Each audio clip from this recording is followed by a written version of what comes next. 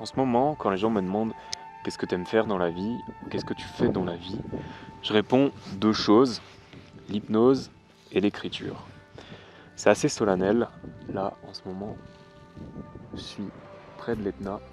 Avec la neige et le froid, ça va pas forcément être évident d'aller plus loin. Et donc je disais c'est solennel parce que j'ai envie de partager quelque chose qui m'est perso.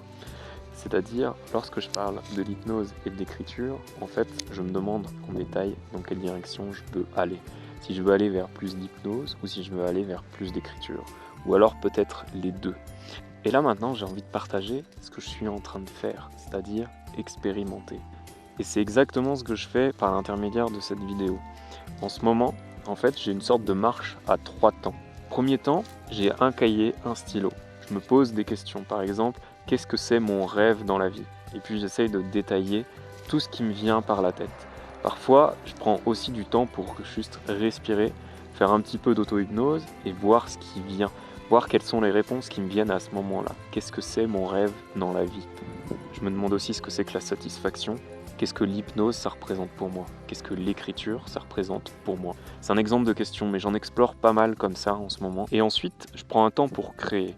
Et pour moi, c'est vraiment ça qui est le plus important. Agir, passer à l'action, tester des choses, voir comment ça résonne en moi, faire des ajustements et puis trouver la voie, trouver encore mieux là où je veux aller. C'est pas grave de se gourer, autant le faire et puis même le faire avec panache, c'est-à-dire qu'on agit. Des fois c'est pas bien, on se rend compte qu'on n'est pas dans la bonne direction, mais tant pis, on avance. On obtient du feedback en fait et c'est ça qui je pense nous guide.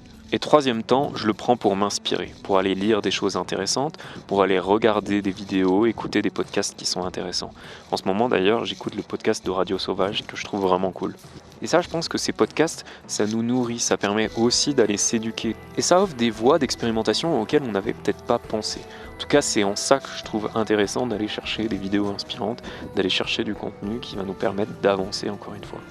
Je dis des podcasts, des vidéos, mais bien sûr, ça peut être du lien social, ça peut être un échange en direct, un bon échange avec un ami, un bon échange avec son copain, sa copine. Et par amour et par générosité, il y a un temps bonus, un temps que je trouve super intéressant.